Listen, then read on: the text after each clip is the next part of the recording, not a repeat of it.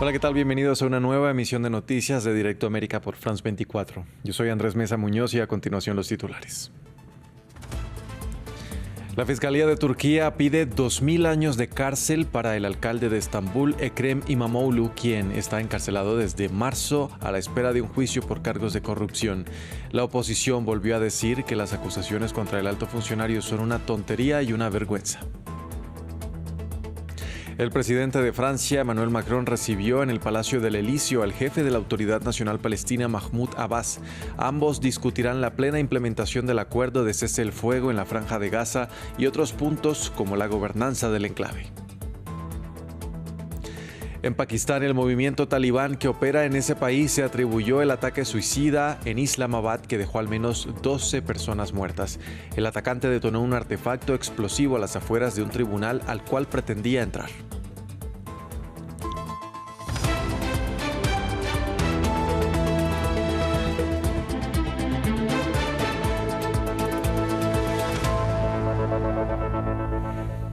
Vamos a iniciar en Turquía porque un fiscal solicitó una pena de más de 2000 años de cárcel para el alcalde de Estambul, Ekrem İmamoğlu, por un supuesto caso de corrupción. La oposición al presidente Recep Tayyip Erdoğan denuncia un golpe de Estado judicial. Samuel Salgado Castro tiene la historia. Más de 2000 años de prisión para el alcalde de Estambul, Ekrem İmamoğlu. Es la petición de un fiscal de Turquía en el caso de una supuesta red de corrupción que costó al Estado más de 3.800 millones de dólares. Se solicitó una sanción por un total de 142 actos.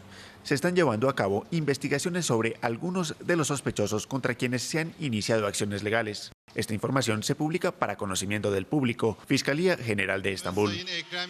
İmamoğlu, principal rival político del presidente Recep Tayyip Erdoğan, ha negado previamente todas las acusaciones en su contra y ha afirmado que tienen motivaciones políticas. La oposición a Erdoğan denuncia un golpe de Estado judicial. Hemos sido testigos de una grave injusticia. La acusación de hoy ha vuelto a poner de manifiesto una verdad bien conocida. Este caso no es legal, es puramente político. Su propósito es frenar al Partido Republicano del Pueblo, CHP, el partido más votado en las últimas elecciones, y obstaculizar a su candidato presidencial. Agencias de noticias internacionales no han podido verificar de forma independiente las acusaciones de la Fiscalía turca. Hasta el momento, ni el Ayuntamiento de Estambul ni los abogados de İmamoğlu han respondido al pedido de condena. El alcalde se encuentra en prisión preventiva desde marzo a la espera de juicio por cargos de corrupción y en julio recibió una sentencia de cárcel adicional por insultar y amenazar al fiscal jefe de la ciudad, veredicto que está apelando. Bien, y ahora pasamos a noticias de Turquía. En otras noticias de Turquía, un avión militar de carga de este país se estrelló en Georgia tras despegar de Azerbaiyán con al menos 20 personas a bordo. El presidente Recep Tayyip Erdoğan ofreció sus condolencias por los que llamó mártires, pero su oficina no determinó el número de víctimas ni tampoco las causas del accidente. Autoridades tanto de Turquía como de Georgia dijeron que se dirigían al lugar del siniestro.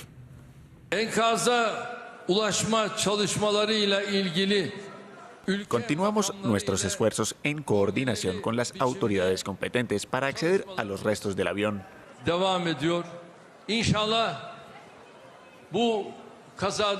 Si Dios quiere, saldremos de este accidente con daños mínimos. Que Dios tenga misericordia de nuestros mártires y que los acompañemos en nuestras oraciones.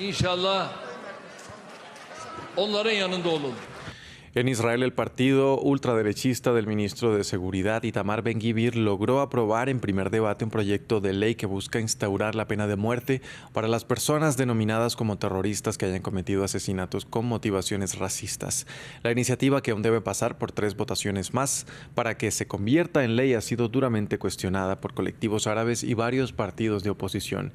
Diego Bassani nos trae los detalles.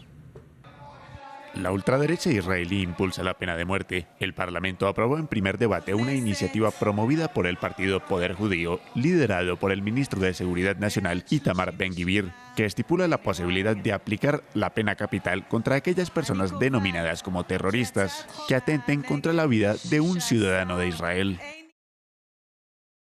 Procedemos a votar la propuesta del Código Penal. corrección número 159 sobre la pena de muerte para terroristas, año hebreo 2025, según el calendario judío, presentada por la diputada Limor Sonhar Melech en primera lectura. Votación: a favor 39, en contra 16.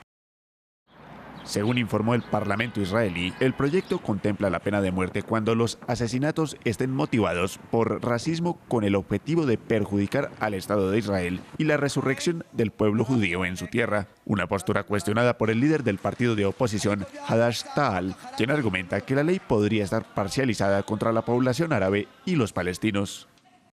La ley de pena de muerte para los terroristas es la prueba definitiva de que esta coalición ha fracasado estrepitosamente y no ha logrado eliminar la cuestión palestina de la agenda, y nunca lo conseguirá. Esta ley es el leitmotiv de la ocupación. Para convertirse en ley, la iniciativa de Poder Judío debe ser aprobada en al menos 3 votaciones más dentro del Parlamento. A pesar de estar contemplada en la legislación israelí, la pena de muerte ha sido utilizada únicamente en casos excepcionales, como el del funcionario nazi Adolf Eichmann, quien fue ejecutado en 1962. En Francia, el presidente Emmanuel Macron recibió en el Palacio del Elíseo al jefe de la Autoridad Nacional Palestina, Mahmoud Abbas. Ambos discutirán sobre la plena implementación del alto el fuego en la Franja de Gaza negociado por Estados Unidos y sobre el que se habían reportado violaciones.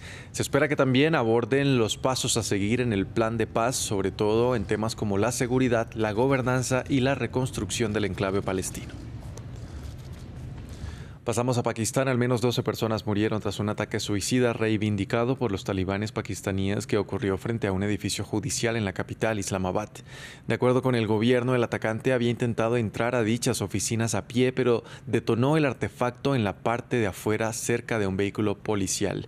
El hecho también dejó otras 27 personas heridas.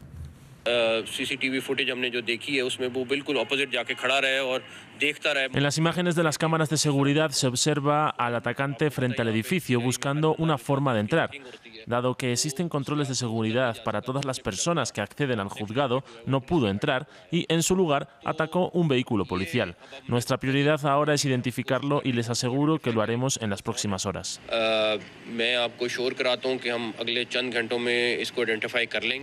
Los iraquíes acuden a las urnas para elegir un nuevo parlamento. Algunos ciudadanos han ejercido ya su derecho al voto en unas elecciones legislativas que definirán el futuro de varios de los principales cargos del Estado. Sin embargo, el escepticismo en la clase política ha derivado en una escasa participación en las votaciones hasta el momento. Más detalles a continuación. Son las sextas elecciones legislativas iraquíes desde el derrocamiento de Saddam Hussein por los estadounidenses en 2003 y por el momento no hay mucha gente en los colegios electorales. Ya hemos registrado una veintena de votantes durante la primera hora. Esperamos que en las próximas horas todos los iraquíes acudan a las urnas a votar. Con 329 diputados, de los cuales al menos un tercio son mujeres, el nuevo parlamento, elegido por 4 años, tiene la responsabilidad de designar a su presidente, cargo que debe ocupar obligatoriamente un suní, pero también de elegir a un nuevo jefe de Estado, cargo en gran medida honorífico reservado a un kurdo, y por último, de elegir a un primer ministro que debe ser chiita. El actual titular, Mohamed Shia al-Sudani, espera por otra parte presentarse a un segundo mandato. Felicito al pueblo iraquí, resiliente y valiente, que ha hecho grandes sacrificios para que el poder y la toma de decisiones le pertenezcan, lo que le permite forjar su propio destino y su futuro político.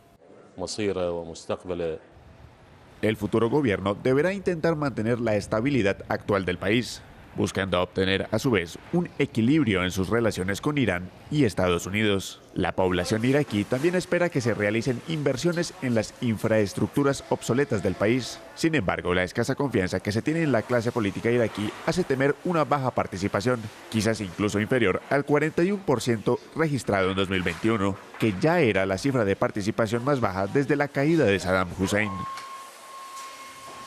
En Japón se ven los primeros coletazos de las políticas de Sanae Takaichi. Este país y China se enfrascan en una creciente disputa después de que la primera ministra japonesa declarara que el conflicto con Taiwán podría desencadenar un despliegue militar.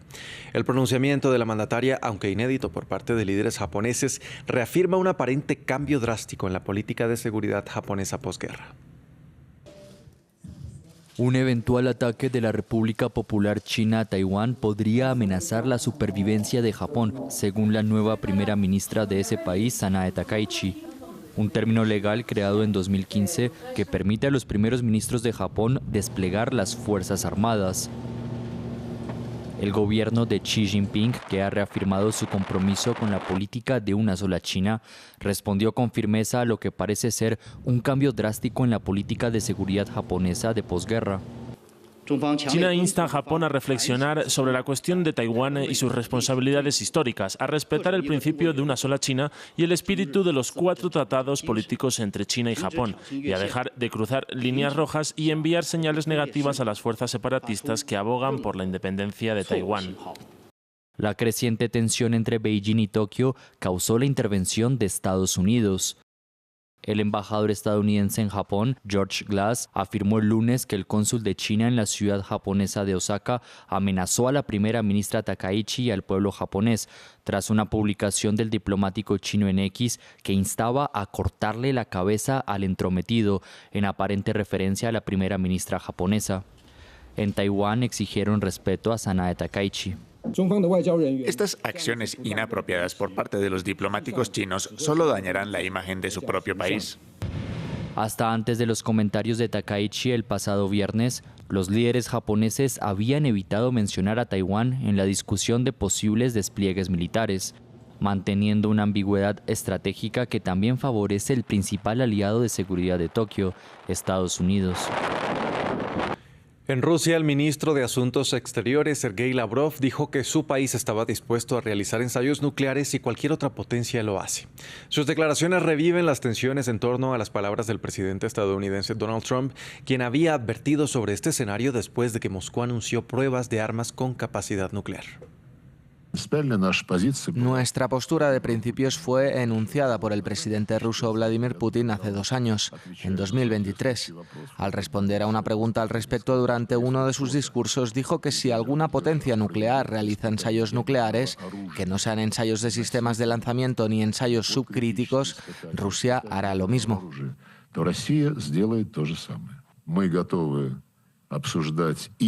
Estamos preparados para abordar las sospechas de nuestros colegas estadounidenses de que estamos llevando a cabo algunas actividades subterráneas nucleares encubiertas. Los republicanos en el Senado estadounidense lograron avanzar este lunes en un paquete de presupuesto que pondría fin al cierre federal que llegó hoy a su jornada número 42. La propuesta fue respaldada por 8 senadores demócratas que han dado su voto a un plan que no incluye la extensión de los subsidios al seguro médico universal, conocido como Obamacare, que están próximos a expirar y que constituían la principal exigencia del partido durante el cierre administrativo más largo de la historia del país. Las disidencias son ya calificadas de traición entre los demócratas y han abierto un frente de conflicto interno. Nos lo cuenta Jesús Yajuri. Republicanos avanzan un acuerdo en el Senado para reabrir el gobierno. La propuesta sobre un nuevo presupuesto hasta diciembre es aprobada tras cumplirse 41 días del cierre federal, el más largo en la historia del país. El paquete de ley fue aprobado con el respaldo de 8 senadores demócratas disidentes que rompieron filas para votar al plan republicano que no contempla la principal demanda del partido opositor, la extensión de los subsidios al seguro médico derivados de la reforma sanitaria promulgada durante la administración Obama, también conocida como el Obamacare. Trump, que temprano celebró el pacto, pasó rápido a la ofensiva. Todos los controladores aéreos deben volver al trabajo ya. Cualquiera que no lo haga sufrirá una importante reducción de su salario.